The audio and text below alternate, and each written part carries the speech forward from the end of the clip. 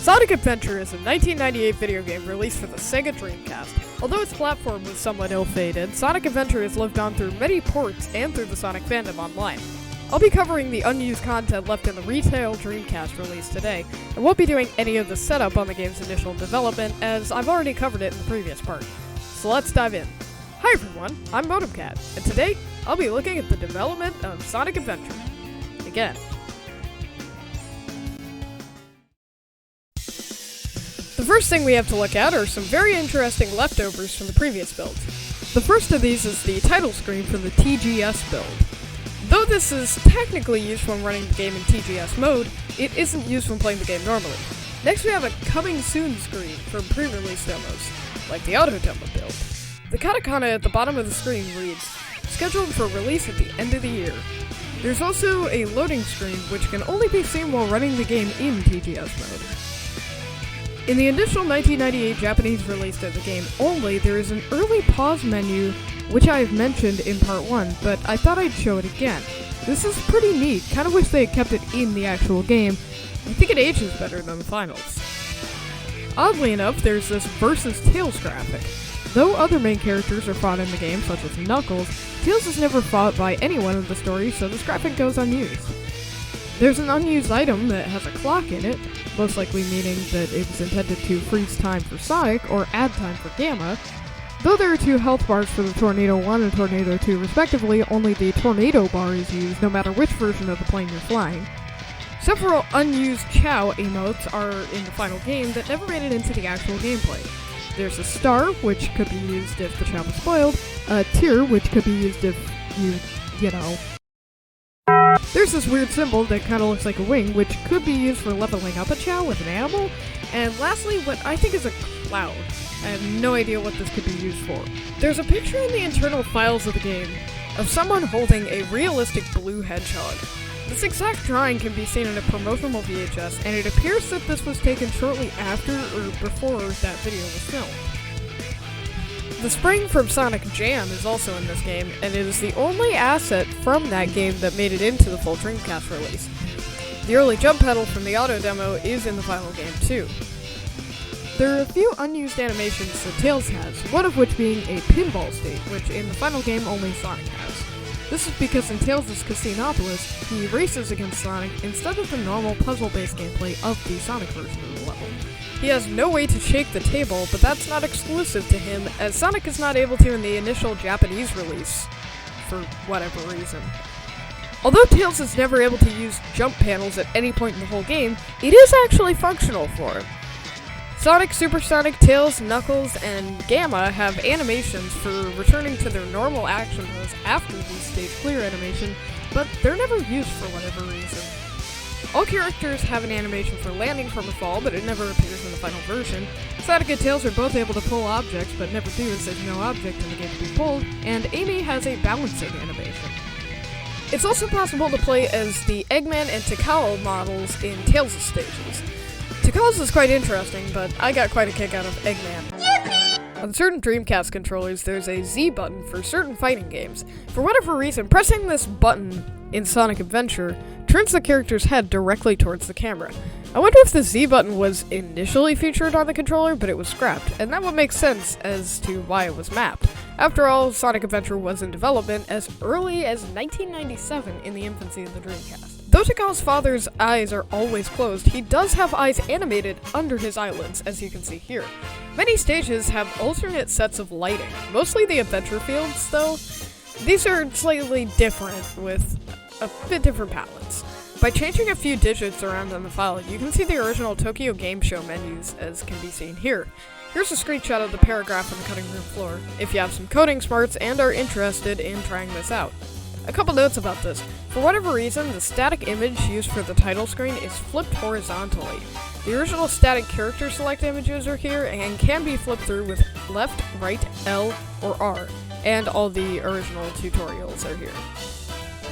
Though Knuckles' gliding tutorial from the TGS demo is here, it never shows up even if the game is in TGS. Lastly, we have some fun wallpapers that can be found on the retail game disc. I actually set one of these as a wallpaper on my PC, but do note that if you download any of these, they are all in a 4:3 aspect ratio. so you're gonna have to crop it, or stretch it, or fit it to make it look right on your PC. Hey, do you guys remember that mechanical dragon I mentioned back in part 1? Well, it's actually still here in the final game, though completely broken. You can add it in object placement mode as seen here. An interesting unused object is a 9th jump panel. For whatever reason, no stage in the entire game uses the 9th jump panel. All stages have them only go up to 8. There are some unused and out-of-bounds objects in Emerald Coast, like this spring in the middle of nowhere. In Whitney Valley, there are only a couple of unused objects from the early versions, like this tumbleweed and this bridge, which is shorter than the standard one.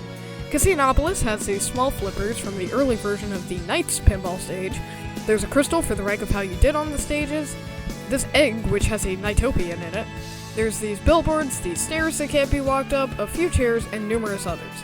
There are a couple misplaced objects, and this jackal card, which is never collected by the player at any point. The dead trees from Ice Cap's early versions are still here, plus some lower poly versions of the standard live trees, and this weird rock column. Tons of other objects, some for Act 2 and Act 3, and others for Big Stage, as well as the rock objects. A couple unused objects can be found in the files for the stage Twinkle Park, like this bowling ball and these flowers, as well as these misplaced decorations and leftovers from other acts. In other characters' layouts, there are still numerous remnants from Sonic's act. A bunch of unused objects are in Speed Highway. Most were used in the auto demo, including this trash can. Although it doesn't look much like a trash can when spawned in the final game, if using the correct textures found in the auto demo, it actually looks like this. Pretty cool. There are a few unused objects in Red Mountain, like these unused variants of the bridge, this catapult, and these cobwebs. In Gambit's version of Act 2, there are several unused objects from Sonic's version of the act. In Skydeck, there is a giant tower decoration. You can see in this early photo that it was at one point used in the stage. We have this lantern, this fan, and this other tower. Tons of blank or duplicate objects are also present here. Lost World has this unused platform, this gate that constantly moves vertically, this giant light similar to the one used in Emerald Coast, which for some reason is broken in Sonic Adventure DX, a blue switch, and in the Knuckles layout, there are misplaced out-of-bounds objects. In Final Egg, there is a broken vertical claw. There's a small yellow door that swings open when approached, tons of generator objects that have code to place doors in random parts of Act 3, a giant drum, a large metal ring, a big light, and all of these leftovers and mistakes. There are only 3 unused objects for hot shelters, so I'll just throw these up on screen right now. Station Square has this metal plate, which is fully functional except in glitchy collision. Doesn't seem to do much of anything though. Here we have 2 unused NPCs, with one looking a bit like one of the Pokemon traders from Pokemon Red, and this Chow card. It seems like at one point you had to have a card, similar to Speed Highway, to enter a Chow race. The functionality has been entirely removed in the final cut of the game though. There are several mistakes and misplaced objects in Station Square, one of these being 2 out-of-bounds billboards, and another being a duplicate clock in the back of the clock tower. In Big Story, there are out-of-bounds duplicates of the standard lure upgrades at spots where Sonic and Tails have their upgrades in their respective stories.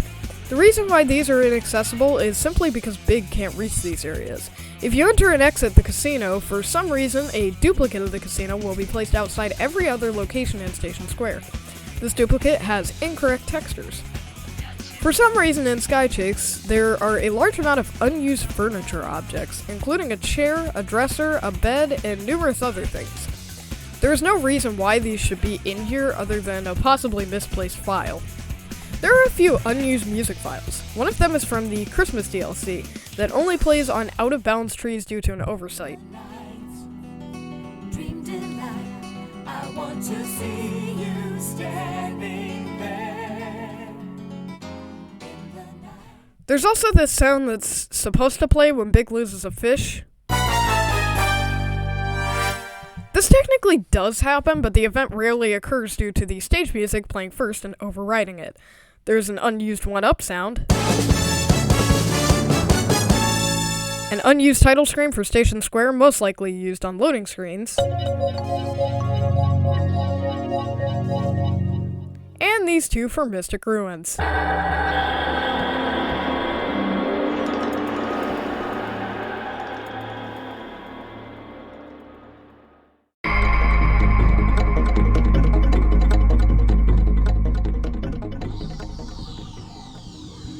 the others are simply dialogue, and none have much I can say about them, except this Tikal hint clip that seems to confirm that at one point in development, Supersonic would be playable in all levels. Take a listen. Gather 50 rings and press the action button while you jump. You'll transform into Supersonic, but watch out for your ring consumption. If you guys want to hear the rest of these, go ahead to the link in the description to the cutting room floor page for audio files. We have one final thing to cover today, a few specific oddities in the game's files. For unknown reasons, there is a chow file in every version of the game that contains a chow called Buddy. It is 65% of its way to evolving, and comes with rabbit parts. There is also a long list of random Japanese addresses, including many businesses, among other things. This list actually contains the location at the time for Capcom.